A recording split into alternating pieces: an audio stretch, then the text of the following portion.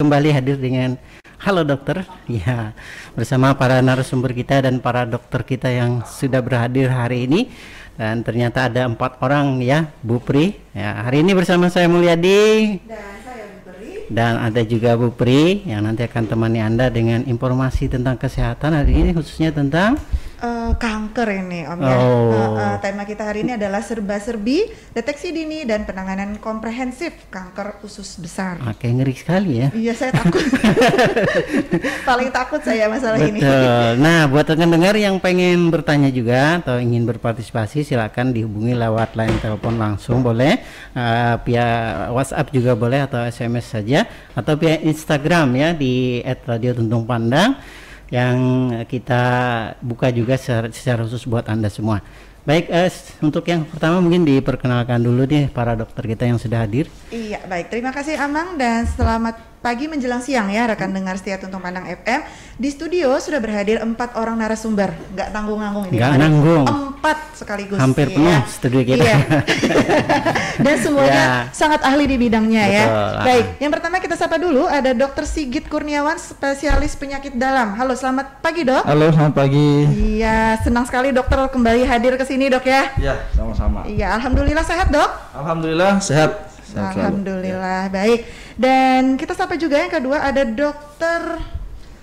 Haji ini ya, Dokter Rizky Aprial, spesialis radiologi. Selamat pagi Dok. Pagi Mbak. Oh iya, saya siapa? Sebelah sana. Oke, sorry. Dokter Rizky. Oke.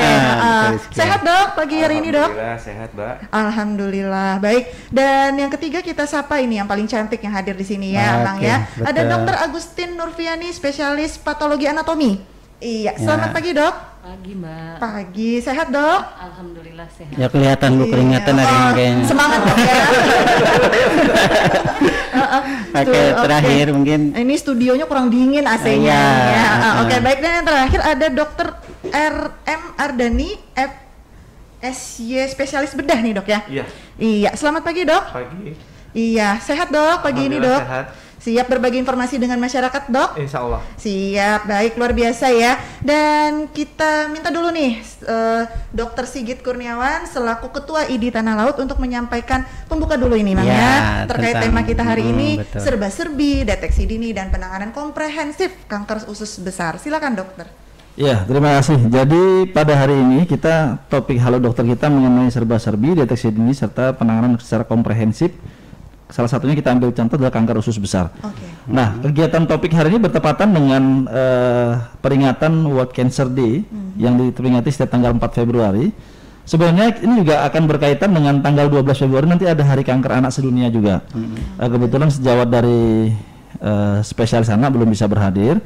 Dan yang paling penting adalah bahwa penanganan kanker ini harus dilakukan secara komprehensif atau secara paripurna atau menyeluruh. Sebenarnya tim kita di sini untuk penanganan kanker masih ada yang belum bisa berhadir. Sebenarnya ada masih sekitar setidaknya 2 sampai 3 orang lagi. Di sini ada saya sebagai dokter penyakit dalam yang saat ini sedang studi mengambil onkologi memang kanker. Terus ada Dokter Ardani, beliau spesialis bedah digestif ya. Bayangkan konsultan bedah digestif di Kalimantan Selatan itu cuma 3. 2 di rumah Said Ulin dan 1 di tempat kita, berarti kan luar biasa beliau nih. Iya, jadi harapannya dengan adanya beliau nanti bisa meningkatkan deteksi bagaimana penanganan kanker secara komprehensif. Terus kita ada Dokter Rizky Aprial, dia spesialis radiologi yang bagaimana nanti bisa mendeteksi, bagaimana melihat secara radiologis bagaimana sih kemungkinan apakah ini mengarah ke suatu yang kanker atau tidak. Kemudian penentuan bagaimana secara histopatologi jaringannya, kita ada Dokter Agustin, spesialis patologi anatomi. Tim kita untuk tim onkologi sebenarnya masih ada lagi secara paliatif Dokter Arif, spesialis kedokteran jiwa, karena perlu dukungan suportif psikologis terhadap pasien kanker. Dan Dokter Windu sebagai spesialis patologi klinik, bagaimana nanti mendeteksi marker-marker apa saja yang bisa dilakukan pemeriksaan di darah untuk melihat oh ini kemungkinan mengarah ke keganasan atau tidak. Jadi memang penanganan kanker nggak bisa secara parsial, misalnya oh cuma dokter penyakit dalam saja, nggak bisa. Jadi memang harus secara menyeluruh bersama. Karena nanti pun terkait dengan penanganannya pun apakah dia perlu dilakukan pembedahan dulu atau tidak bisa dilakukan pembedahan secara tuntas tapi perlu dikecilkan dulu ukuran tumornya dengan kemoterapi misalnya, baru kemudian bisa dilakukan pembedahan. Jadi memang harus dilakukan secara bersama-sama atau diistilahkan dengan MDT, multidisciplinary team, bahkan seperti itu, atau tim disiplin multidisiplin, barangkali seperti itu. Oke, baik, luar biasa. Dan tema kita hari ini adalah kanker usus besar ya. Baik, saya bertanya ke mana dulu nih? Kita bicara tentang mungkin apa sih kanker usus besar itu, Dok? Dan pengen tahu nih gejala awal sebuah penyakit kanker khususnya. Oke, silakan Dokter Ardani ya. Ya, insya Allah kanker usus besar ini adalah suatu keganasan yang terjadi pada saluran cerna, terutama di usus besar. Secara umum usus kita bagi dua, usus halus sama usus besar. Usus besar ini dimulai dari saikum sampai ke anus. Nah, untuk awam kita baginya usus besar ini ada usus besar bagian kanan sama usus besar bagian kiri. Nah, tentu ini akan berbeda sifat sama terapinya nanti. Kemudian untuk gejala awal biasanya pasien-pasien ini tergantung lokasi tumornya, kankernya. Kalau dia sebelah kanan paling sering dia diare, diare yang lama. Diarenya lama, Dok. Diare lama, bukan diare yang singkat. Artinya tidak ada riwayat infeksi sebelumnya, dia diare terus tanpa gejala infeksi. Kemudian untuk yang usus besar kiri itu yang paling sering adalah dia bisa darah dan cenderung untuk obstruksi atau sumbatan BAB-nya, sehingga pasien datang dengan tidak bisa BAB biasanya. Keluhan BAB ya. Ya. Oke, baik. Tapi sebelum kita lanjut nih, saya pengen tahu dulu penentuan mereka yang terkena kasus kanker ini sendiri mungkin dari mana dulu, Pak? Sebentar. Jadi kenapa kanker usus besar ini begitu menarik? Karena kanker usus besar ini adalah salah satu jenis kanker yang terbanyak mengenai pria selain kanker paru. Jadi dua kanker paru, prostat dan usus besar, tapi dua besarnya ini. Nah, kemudian kalau yang wanita, kanker rahim dan kanker payudara. Makanya kita angkat usus besar ini karena kebetulan kita studi di Semarang ngambil onkologi ini kasusnya banyak banget. Kasus terbanyak. Barangkali di tempat kita ini sebenarnya banyak, hanya saja barangkali belum terdeteksi. Nah, nanti kita minta bagaimana pandangan dari Dr. Rizky selaku radiolog, kemudian Dr. Agustin, ya kan, yang sering menemui dengan kasus-kasus seperti itu. Bagaimana sih gambaran mengenai kanker usus besar gitu? Ya, maksudnya itu kan urutannya nanti setelah sebelum mereka itu diponis terkena kanker usus besar itu mungkin urutannya seperti apa dulu gitu loh. Silakan siapa nih mungkin yang bisa jelaskan. Terima kasih. Jadi memang seperti yang dikatakan oleh Dr. Ardani dan Dr. Sigit tadi, Pak Artu, bahwasanya angka kejadian memang di tempat kita tuh relatif kecil angka kejadian untuk kanker usus ini, tapi kita melihatnya bukan berarti memang mungkin sebenarnya kasusnya kecil, tapi karena deteksinya yang kurang. Ini yang ingin kita coba tingkatkan. Nah, khusus untuk kami di bidang radiologi memang sebenarnya banyak hal yang bisa kita lakukan untuk mendeteksi keberadaan kanker usus ini secara dini, Pak. Jadi ada beberapa modalitas atau mode pemeriksaan yang bisa kita lakukan. Yang pertama tadi mungkin melanjutkan yang disampaikan oleh Dr. Ardani, apabila ada gejala yang muncul di usus yang bagian kanan misalnya, pasien datang dengan diare yang berlangsung lama, diare yang sudah kronik. Nah, datang ke kita biasanya kita lakukan pemeriksaan X-ray berupa foto polos abdomen. Nah, di sana secara gamblang kita bisa lihat bagaimana pola sebaran udara yang ada di usus.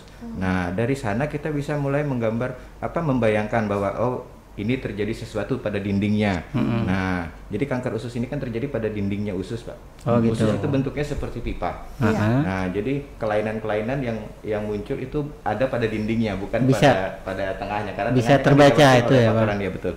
Nah, salah satu modalitas yang pertama kali kita gunakan itu adalah X-ray, jadi foto polos abdomen. Nah, setelah kita mencurigai ada sesuatu pada dindingnya, itu kita biasanya melakukan pemeriksaan lanjutan berupa barium enema atau colon in loop. Nah, pemeriksaan juga tetap menggunakan X-ray, Tapi ada kekhususan sedikit di situ. Jadi dia bisa melihat secara real time. Jadi X-ray itu seperti Bapak Ibu mungkin tahu, pernah foto ronsen kan gambarnya diam satu film ya. Nah, yang kita gunakan itu adalah X-ray dengan fluoroskopi Bapak Ibu. Jadi X-ray-nya ini setelah kita masukkan obat, itu dia bisa melihat jalannya obat itu sepanjang saluran cerna. Nah, di situ nanti kita bisa lihat di mana letak kelainannya. Oke, di mana macetnya lalu lintasnya gitu ya. Ada luka atau di mana ada bocor bahkan. Jadi ada kasus-kasus tertentu yang mungkin sudah dalam tahap lanjut ya. Khususnya bisa saja bocor. Gitu. Jadi aliran obat atau kontras, zat kontras yang kita berikan tadi bisa bocor, luber ke dalam kantong perut menyeluruh. Nah, itu kemudian jika pemeriksaan tadi kita anggap mungkin masih kurang karena memang dengan berbagai keterbatasan dari X-ray itu, kita bisa lanjutkan dengan pemeriksaan CT scan. CT scan. Ya, nah memang sampai saat ini kita masih belum, sudah ada perencanaan untuk pengadaan CT scan untuk rumah sakit kita. Nah, dengan pemeriksaan CT scan ini semuanya akan tergambar sangat jelas karena secara keseluruhan anggota tubuh pasien ini kita ambil jadi satu data volume dan kita bisa iris tipis-tipis untuk melihat lapisan per lapisan. Jadi bahkan dengan CT scan yang saat ini dengan kemajuan teknologi kita bisa mendeteksi kelainan kurang dari setengah senti. Jadi kurang dari 5 mili akurat, kita sudah bisa lihat. Jadi kalau ada benjolan kecil sekali nggak akan kelihatan. Kita sudah mulai bisa lihat dengan CT scan. Gitu. Makanya ini kita berharap sekali mungkin pada acara ini ada stakeholder yang mendengar itu. Insya Allah ada. Kebetulan ini kan kita disampaikan juga kita share sampai ke para pimpinan segala macam. Nah, mudah-mudahan jadi seperti ada inilah. Iya, jadi kita sangat berharap sekali, saya dan Dr. Ardani itu secara klinis kita memiliki komunikasi yang sangat erat, Dok ya. Bahkan Dr. Ardani sering mampir ke tempat kita di ruang radiologi itu untuk memantau pemeriksaan yang kami kerjakan terhadap pasien-pasien beliau, karena kita dalam masa pendidikan itu terbiasa untuk menangani kasus-kasus yang seperti ini dengan teamwork. Jadi kita ada tumor board istilahnya ya, Dr. Sigit ya. Tumor board. Nah, ini ada tumor board, itu isinya adalah para klinisi dan para klinisi penunjang seperti saya dan Dr. Agustin serta dokter patologi klinik. Oke, selain CT scan kemudian ada saya lihat itu kalau pemeriksaan penyakit itu ada juga tes darah dan lain-lainnya itu. Seperti apa? Itu Dr. Agustin barangkali bisa menambahkan. Silakan Bu. Terima kasih. Kalau untuk tumor marker yang lewat darah mungkin lebih dikuasai oleh Dr. Windu yang saat ini belum bisa hadir. Nah, kasih gambaran sedikit aja Bu. Jadi kalau tumor marker itu untuk kasus kanker kolon tuh biasanya ada peningkatan dari serum CEA. Nah, itu kalau CEA-nya meningkat berarti misalnya pada saat pemeriksaan deteksi dini seperti foto polos abdomen tadi ternyata ada benjolan. Terus kemudian ke arah mana nih yang benjolannya? Terus kita periksa dengan pemeriksaan darah, terus CEA-nya meningkat, kemungkinan itu bisa ke arah keganasan. Nah, biasanya step pertama mungkin Dokter Ardani yang lebih paham. Biasanya pertama kali di biopsi ya, Dok ya. Nah, di biopsi. Kalau dari biopsi itu saya yang terima. Itu untuk menentukan keganasan atau tidak. Nah, terus kalau keganasan memang 90% keganasan pada kanker kolon ini kebanyakan suatu epitelial atau karsinoma. Jadi jenisnya adenosea yang paling banyak untuk kanker kolon ini. Boomnya itu di patologi anatomi. Histopatologi. Jadi 90% memang keganasan pada kolon. Keganasan pada kolon ini adalah suatu adenokarsinoma. Jadi 10%-nya bisa jenis-jenis yang lain. Untuk jenis-jenis yang lain itu biasanya ada suatu neuroendokrin tumor atau suatu GIS. Itu jenis-jenis yang lain itu banyak macamnya untuk keganasan pada kolon ini. Oke, sebelum kita ke apa namanya penyebab kemudian penanganan, saya pengen lebih dalam lagi nih, apa namanya alur perjalanan ini dulu pemeriksaan nih. Iya. Kemudian tadi kan udah di scan, udah diperiksa darah juga. Nah, kalau ditentukan ini apa pelanggaran berat apa namanya? Kasus berat atau apa namanya tadi, Bu? Kalau pada saat biopsi ditemukan bahwa dia masuk dalam keganasan yang ya. Nah, itu oke, maksud saya nanti penanganannya apa gitu loh. Mungkin Dokter Ardani dan Dokter Sigit yang lebih silakan. Ya, jadi pada prinsipnya semua jenis kanker itu adalah kita harus menentukan staging dulu. Stadiumnya 1 sampai dengan 4 semua jenis kanker sama. Tapi memang pada beberapa kanker tertentu ada varian. Apakah misalnya kita kanker kelenjar getah bening ada A, B, eksternal, nodal segala macam. Tapi pada prinsipnya ada stadium 1 sampai stadium 4. Ya. Itu. Makanya pada ketika suatu benjolan, misalnya ada suatu kita kecurigaan kanker usus, kemudian dilakukan operasi, kemudian hasil jaringannya di biopsi, kemudian dilakukan pemeriksaan histopatologi, dan disimpulkan di salah satu adenokarsinoma kolon misalnya gitu kan, satu kanker usus besar, maka berikutnya kita harus menentukan stadiumnya dulu. Ketika kita menentukan stadium, maka kita akan kembali lagi berkoordinasi dengan Dokter Rizky, radiologi. Kita harus staging semuanya. Kembali lagi. Iya, jangan sampai ada yang terlewat ya, ya. Nah, itu makanya. Iya. Nah, dari yang melanjutkan dari yang disampaikan oleh Dokter Sigit. Jadi setelah diketahui bahwa ini jenisnya apa, Pak, kita tentukan staging. Nah, staging itu ada beberapa tahapan memang. Pertama, sangat erat dengan yang screening pertama tadi sampai dengan CT scan kita sudah menentukan seberapa ukuran tumor. Nah, dengan CT scan itu kita dapat menentukan kami biasanya singkat dengan A, B, H, D. Jadi apa, bagaimana, dan hubungan dengan organ di sekitarnya. Jadi lokasinya nanti di mana, dari CT scan kita bisa tentukan ukurannya berapa, itu kita bisa tentukan. Kemudian benjolan ini mengganggu nggak dengan organ-organ yang ada di sekitarnya. Kalau terhadap usus sendiri dia menyebabkan sumbatan atau tidak, atau mungkin dia meluas keluar sampai terkena bagian-bagian di luar dari usus itu sendiri.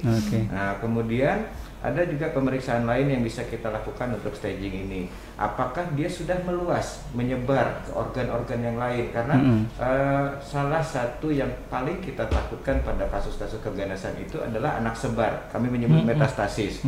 Nah, kami sebagai penunjang diagnostik dari bidang radiologi itu berperan untuk menentukan. Biasanya akan kita lakukan pemeriksaan menyeluruh, baik dari tulang, misalnya bone survey, jadi dari ujung kepala sampai ujung kaki kita lakukan foto polos, ada nggak penyebaran di tulang. Kemudian bisa dengan USG abdomen, jadi peralatan USG tidak hanya untuk ibu hamil. Itu yang mungkin konsepnya masih ini ya, Pak, ya. USG itu juga kita lakukan untuk diagnostik, salah satunya untuk menentukan staging, apakah ada penyebaran dari kanker atau tumor ganas ini ke organ lain seperti liver, seperti ginjal atau limpa atau organ-organ yang lain. Nah, itu. Kenapa nggak dari tahap awal saja, Pak? Harus kembali lagi ke tahap 3 tadi. Setelah menemukan ini kembali lagi di scan lagi. Ya, karena setelah kita tentukan ini keganasan, maka kita akan lanjutkan dengan staging 4. Jadi kalau misalnya memang ini bukan sesuatu yang ganas, misalnya Dokter Ardani akan langsung selesaikan kasusnya mungkin dengan diangkat semua benjolan. Artinya ini masih kurang yakin ya gitu ya, mungkin ini supaya lebih yakin lagi gitu ya. Untuk Dokter Ardani memang untuk teman sejawat bedah ini mereka sangat perlu menentukan dulu ini apa tindakan selanjutnya, untuk menentukan tindakannya. Jadi setelah diketahui bahwa betul ini ganas, ini sesuatu yang memang yang bisa menimbulkan penyebaran gitu. Nah, beliau berkoordinasi lagi dengan penunjang seperti kita di radiologi. Nah, setelah kita bantu untuk stagingnya, nah baru kembali lagi ke beliau.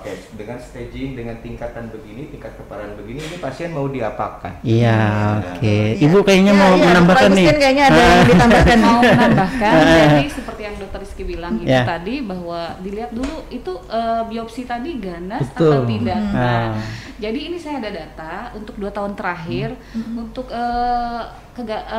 biopsi kolorektal yang dilakukan di rumah sakit kita itu ada sebanyak 7 pasien.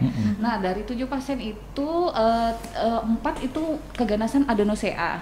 Nah, itu mungkin langsung lebih dari separuh. Nah, kemudian 3-nya itu 2 radang kronis non spesifik atau kita sebut dan kolitis kronis non spesifik, dan 1 adalah radang granulomatik tuberkulosa. Jadi benjolan di saluran cerna itu enggak semuanya bisa keganasan, artinya itu harus dibiopsi dulu. Betul. Apa jenisnya baru ditindaklanjutin seperti yang tadi kita harus ada timnya. Oke. Baik. Nah, berarti kita ke Dokter Ardhani nih tadi ya.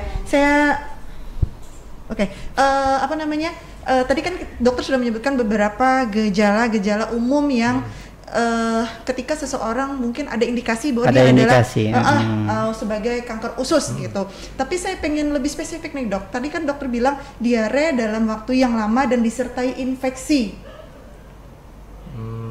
Nah, untuk poin itu dok, karena kadang-kadang kalau nggak salah itu kan misalnya, mohon maaf dok ya, misalnya BAB disertai darah, apakah jangan-jangan si pasien ini cuma difteri seperti itu dok?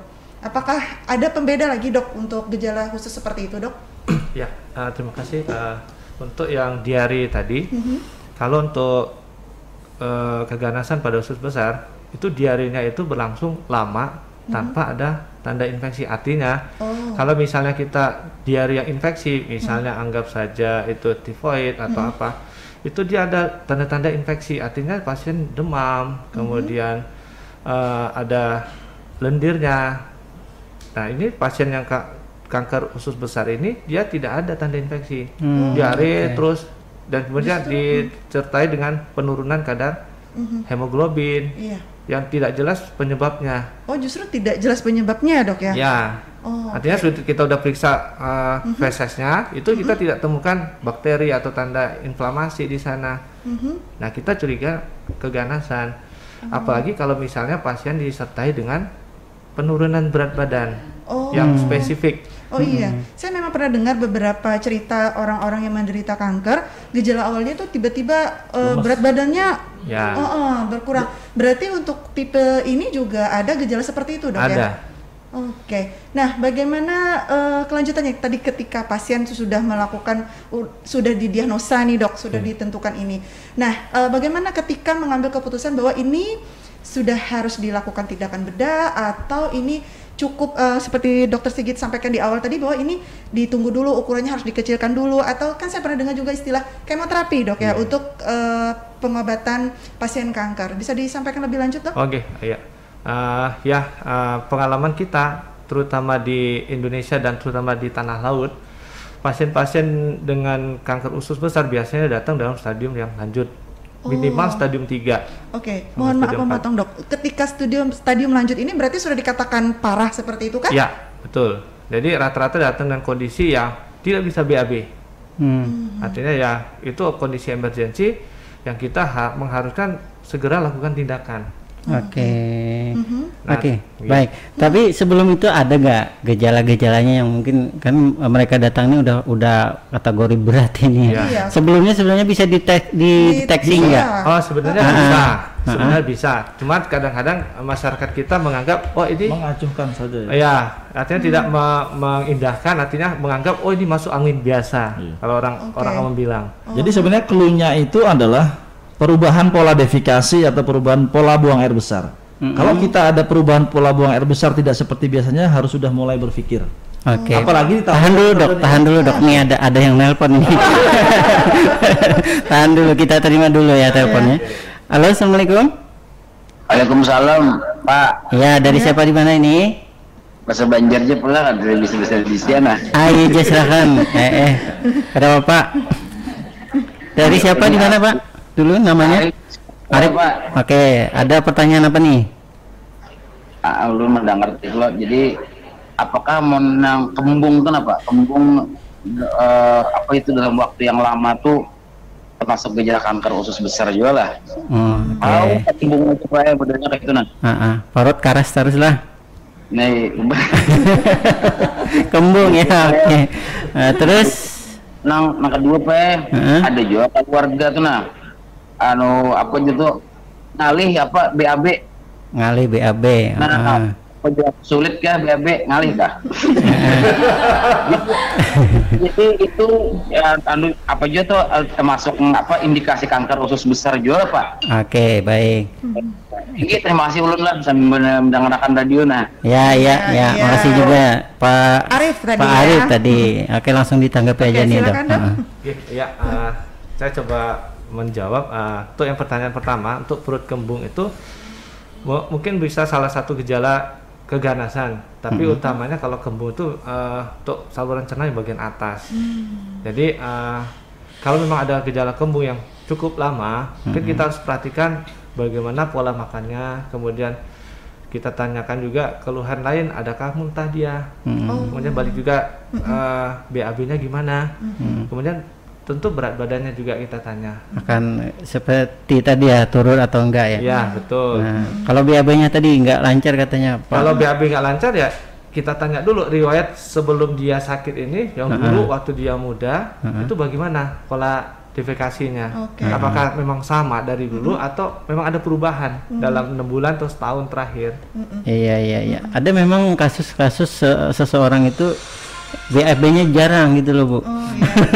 Tadi dokter bilang riwayat ketika dia muda. Berarti ada kekhususan kah Dok ketika penyakit kanker usus besar ini hanya untuk menyerang usia tertentu seperti itu, maksudnya sudah usia lanjut, tinggi resiko ini seperti itu kah? Ya, kalau di buku literatur kita untuk screening untuk pasien-pasien yang tanpa ada riwayat keluarga itu kita udah lakukan screening mulai dari umur 50 tahun.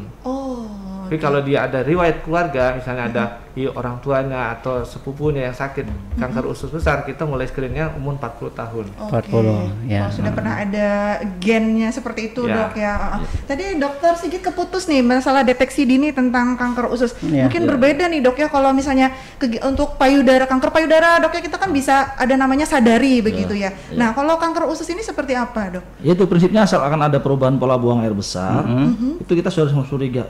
Kok selamanya biasanya sih normal, tapi kok akhir-akhir ini kok susah ya buang air besar gitu. Atau keluar darah kita sudah mencurigai, apalagi ditambah dengan kata tadi penurunan berat badan, dan badan kita rasanya kok lemes-lemesan atau mudah lelah, anemia bahasa kita. Nah itu yang harus diwaspadai. Segera diperiksakan ke dokter. Nanti kita akan lakukan pemeriksaan fisik, termasuk nanti apakah kembung atau dia susah BAB, kita lakukan pemeriksaan fisik, bagaimana bising ususnya dan yang lain-lain. Dan kemudian nanti kita akan koordinasi dengan Dr. Rizky, radiologi, untuk lakukan pemeriksaan USG yang sederhana Mas Rizky ya, apakah nanti ada batu segala macam atau ada obstruksi, agar bisa dideteksi yang berikutnya seperti itu. Iya, artinya jangan dianggap remeh Dok Betul. ya. Itulah kenapa kanker itu datang pada stadium lanjut. Karena yang tadi tuh kanker tadi bilang diacuhkan gitu ya, biasa aja gitu. Padahal kalau sedini mungkin diterapi, dia cure, dia bisa sembuh bagus. Gitu. Oke, baik. Mohon maaf memotong Dok ya. Ini ada pertanyaan masuk nih Dok ya. Dari 0822 5356 sekian. Assalamualaikum Dok, saya Alex di Tambang Ulang. Istri saya pernah merasakan susah BAB, walaupun itu bisa malah keluar darah. Apakah itu termasuk dalam kategori awal kanker usus besar itu? Apakah itu berbahaya dan mungkin cara mengobati sebelum ke fasilitas kesehatan? Oke, baik. Mungkin Dokter Ardhani mungkin ya menjawab. Silakan Dok. Oke, terima kasih. Ya, kalau lihat kasusnya ini, pasiennya sulit BAB kemudian terakhir disertai darah. Nah, itu udah salah satu tanda kemungkinan bisa terjadi proses keganasan di sana. Makanya apabila ada itu ya lebih baik segera diperiksakan, jangan ditunda-tunda. Artinya jangan ya mencoba untuk terapi alternatif yang lain atau memakai obat-obat lain. Oh iya kebanyakan memang ini Dok ya di masyarakat ini masih lebih senang alternatif begitu ya. Oke, silakan lanjutkan Dok. Kemudian kalau sudah diperiksakan ya kita akan menentukan ini termasuk keganasan atau bukan. Ya yang kita tentukan adalah pemeriksaan yang bisa kita lakukan, misalnya tadi dengan radiologi, kemudian dengan PA dan bahkan mungkin dengan ada alat namanya kolonoskopi kita bisa lakukan. Cuman ya di pelahari belum ada. Belum ada juga. Ya mudah-mudahan nanti. Ya mudah-mudahan didengar ini Dok ya. Iya kan dukungan fasilitas itu juga perlu Dok ya. Ya walaupun memang kasusnya belum seberapa gitu, tapi katanya ini bukannya karena sepertinya sih kasusnya bakal banyak karena memang di tempat-tempat lain kalau kita kaji Jakarta, Semarang, Bandung atau sampai Surabaya semuanya ya dominan usus besar. Karena kita sehari-hari makan. Karena saja tadi kata Mas Rizky tadi bilang deteksinya ini yang masih belum memadai ya. Ketika kita pertama kali pasien dilakukan penanganan mulai terdeteksi dan dilakukan penanganan kan dengan koordinasi dengan Dr. Rizky radiologi. Evaluasinya pun juga demikian nanti. Karena berkaitan dengan setelah kemoterapi. Iya. Kemoterapi kanker usus besar misalnya pasien sudah stadium 3B atau 4, kita kemoterapi 12 siklus. Nanti di pertengahan siklus ke-6 kita koordinasi lagi dengan Dr. Rizky untuk dievaluasi bagaimana shrinkage tumornya itu sudah berkurang belum. Nanti akhir kemoterapi siklusnya juga begitu juga. Nanti koordinasi lagi dengan Dr. Ardani, dimasukin lagi pemeriksaan lagi koloskopi segala macam gitu. Baik, Pak. Jadi benar-benar komprehensif. Ada telepon lagi nih, Pak. Boleh ya. Ini lagi rame kayaknya. Halo, Assalamualaikum. Halo, Waalaikumsalam. Iya, dari siapa Pak? Ya, dari Rudi Pak. Rudi? Dari Rudi di Plehari Pak. Oh, di Plehari. Nggih, mau tanya apa Pak? Nggih, jadi mau tanya Pak, itu kalau saya ini kan usia 40 tahun ke atas ya. Nah, itu saya ini sering sekali kebalikan gitu, justru sering banget BAB gitu. Nah, jadi itu bagaimana itu sehari itu kadang bisa 5 kali, 6 kali gitu. Oke, tapi biasa sebelumnya gimana Pak? Ya biasa aja, normal ya, cuman sering aja gitu. Terlalu sering ya. Oke, baik. Sering. Itu yang pertama. Yang kedua gini, istri mertua saya itu kan dulu kena kanker payudara ya. Nah, terus kira-kira ke istri saya ini gimana? Karena istri saya ini kan anaknya gitu. Katanya kalau misalnya orang tuanya dulu kanker payudara, ada kemungkinan bisa terturun ke anak gitu. Oke, nanti kita tanya Pak lebih lanjut Pak. Siap. Ya, makasih. Baik. Makasih Pak. Makasih juga. Terima kasih Pak Budi. Siapa tadi? Pak Rudi. Ya. Iya, dan ada 2 pertanyaan tadi Dok ya, usia sudah 40 ke atas tapi justru malah sering BAB. Iya, gitu. itu. Ya, mungkin dokter siapa yang jawab? Yang kedua apa lagi? Yang kedua tadi istrinya, orang tuanya ada riwayat kanker. Kanker payudara. Bagaimana mungkin resiko terhadap ini mungkin ya? Turunannya apa ada atau enggak gitu. Baik. Yang pertama kalau misalnya pertanyaan ketika usia lebih sudah 40 tahun ke atas kenapa dia sering BAB, kita juga harus melihat bagaimana motilitas dari usus itu sendiri. Karena juga seiring dengan usia, apakah dia ada penyakit-penyakit yang lain tidak? Contoh misalnya dia ada diabetes mellitus misalnya, atau dia mungkin ada penyakit sebelumnya gangguan kardiovaskular atau stroke. Itu juga akan berpengaruh di pasase atau motilitas usus pasien tersebut. Apalagi jika terkena di usus besar, maka dia akan, karena kan di situ fungsinya terjadi penyerapan absorpsi daripada air di situ, sehingga akan terganggu dan pasien akan menjadi lebih sering dari BAB.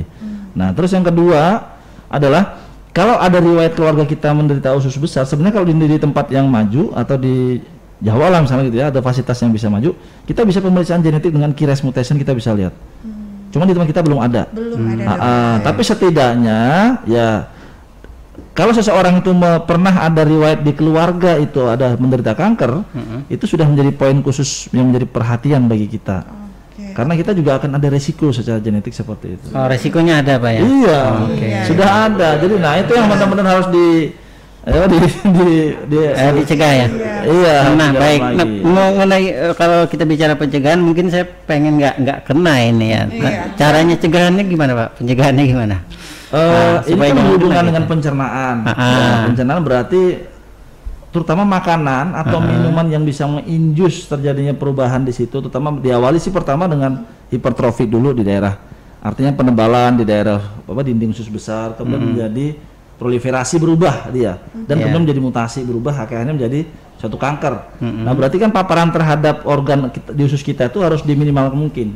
Artinya makan makanan seperti apakah dia sering mengandung daging-daging misalnya kan, nah itu harus dikurangi, atau yang bakar-bakaran itu juga harus dikurangi. Itu sangat berpengaruh. Bahkan rokok pun juga sangat berpengaruh terjadi kanker usus besar. Saya pikir cuma kanker paru Dok. Tetap bisa sampai ke arah sana, bisa terjadi perubahan. Iya, serat juga harus diperbanyak, serat segala macam juga harus penting itu. Oke, berarti penyebarannya itu nanti yang akan sangat berbahaya ya. Apalagi yang sekarang kan banyak fast food, itu kan itu juga sangat berpengaruh. Makan sehat lah ya. Iya. Umur berapa sih, Pak? Itu sejak awal atau mungkin ada fase khusus? Berbeda-beda sih. 30 tahun juga ada yang kanker usus besar, rata-rata usia 50 tahun ke atas ya. Aduh, banyak sih. Iya, oke deh. Sarannya terakhir mungkin Pak, nih saya sarannya aja nih mungkin ya buat pendengar kita semua ini. Dokter Adani dulu deh. Ya, silakan. Ini, Dok. Mungkin silakan. Oke. Dokter Agustin mau menambahkan ya untuk terkait pertanyaan kedua ya. Iya, silakan Dok. Tadi katanya ibunya kanker ya. Kalau untuk CA payudara ya, itu memang ada genetik juga berperan di situ. Ya bagusnya memang itu tadi kalau untuk untuk payudara itu ada sadari. Jadi bisa istrinya Bapak Rudi untuk memeriksa sendiri payudaranya. Kalau memang ada benjolan di payudaranya, mungkin bisa ke fasilitas kesehatan seperti ke poli bedah di rumah sakit. Baik. Saya pengen tahu aja kalau sudah terdeteksi dini itu kemungkinan untuk sembuh itu bisa apa ya? Kalau kita udah deteksi dini artinya kita udah berusaha menemukan ini keganasan, insya Allah kita ketemunya dalam stadium yang awal. Yang awal ya. Kalau stadium awal kita penanganan akan lebih mudah. Satu, yang kedua harapan hidup selama 5 tahun ke depan lebih tinggi. Oke, baik. Jadi sarannya gimana Pak? Oh sarannya, saran kita untuk masyarakat ya usahakan kita melakukan pola hidup sehat. Pola hidup sehat. Pola hidup sehat artinya ya tadi seperti Dr. Sigit bilang, pola makan ya usahakan kurangi makanan yang daging-dagingan, kemudian tidak usah merokok. Maksudnya daging ini yang berlemak atau daging yang daging merah? Daging merah. Daging merah ya. Lagi in banget nih Dok, barbekyuan. Iya. Wah. Gratis di traktir lagi. Ya kan itu kalau di traktir kan tidak setiap hari. Oke. Jangan terlalu sering intinya dari saya. Sering. Kemudian jangan merokok, kemudian hindari fast food atau yang makanan mengandung MSG. Itu kan paling sering kita. Kemudian untuk screening ya kalau sudah di atas 50 tahun ya sebaiknya screening, atau ya lebih mudah lagi kalau ada pemeriksaan darah samar, biasanya di puskesmas bisa dilakukan. Ya, itu untuk screening awal. Screening awal Dok ya. Ya mungkin saran saya seperti itu. Artinya kalau bisa kita mencegah jangan sampai ketemu kasus ini dalam stadium lanjut. Sedini mungkin harus segera diperiksa. Ya, supaya kita menemukan ini apa namanya sebelum kasusnya menjadi stadium lebih tinggi lagi. Lanjut tadi Dok ya. Kita sedikit tambahin. Silakan Pak, ditambahin dikit sarannya Pak. Kalau saya sih sesuai dengan program dari Kementerian Kesehatan juga ya, kita ada di Germas tuh yang disebut dengan cerdik namanya. Cerdik ya. Itu singkatan. C-nya tuh cek kesehatan secara rutin. Artinya bila ada perubahan sesuatu kita segera cek, jangan menunggu-nunggu lagi. Kemudian E, nyahkan asap rokok. Itu juga sangat berpengaruh terhadap kanker besar. Nggak usah merokok lah bisa ya. Cuma R, rutin beraktivitas fisik atau olahraga yang rutin. D, diet nutrisi yang seimbang, yang sehat, pola hidup sehat. Kemudian I, istirahat yang cukup, dan K, kelola stres. Nah itu semua diharapkan dengan kita melakukan cerdik tadi, kita bisa menekan kemungkinan untuk faktor risiko terjadinya kanker kita. Kanker ya. Terus kemudian yang satu lagi yang pesan kita adalah ketika kita atau salah satu anggota keluarga kita terkena didiagnosis sebagai sebuah kanker, misalnya salah satunya kanker usus besar, jangan pesimis dan jangan takut dulu, bahwa itu bisa ditangani dan bahkan jika sedini mungkin bisa diobati gitu loh. Kita banyak modalitas terapi yang bisa kita lakukan. Bahkan untuk kanker usus besar kita ada yang di selain kemoterapi dan tentunya surgical atau pembedahan terapi utamanya, kita ada target terapi bevacizumab atau cetuximab, itu bisa kita berikan pada pasien itu. Jadi ibaratnya anak panah itu, nih Dr. Rizky ahlinya lah panah nih, itu langsung kena ke sasarannya target terapi itu ya. Baik. Nah setelah menasihati saya pengen nakutin lagi nih Pak. Kalau stadium 4 itu mungkin kemungkinannya gimana Pak? Kalau udah parah banget? Ya, Ya, kita kalau bahasa di kanker itu kita ada 5 years survival rate namanya, 5 tahun. Jadi angka bebas 5 tahun itu selama 5 tahun bertahannya berapa lama ada. Ya, kisarnya kalau stadium 4 sih 20-an sih, 15 sampai 20%. Tapi prinsipnya pada pasien dengan stadium 4, kita adalah supportive dan palliative treatment.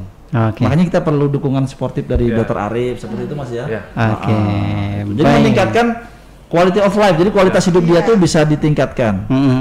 Dan satu lagi mumpung didengar sama pimpinan-pimpinan yang mengambil kebijakan adalah kita di Tanah Laut itu sebenarnya sudah qualified punya sumber daya yang bisa melakukan tindakan yang barangkali lebih dibandingkan dengan daerah lain.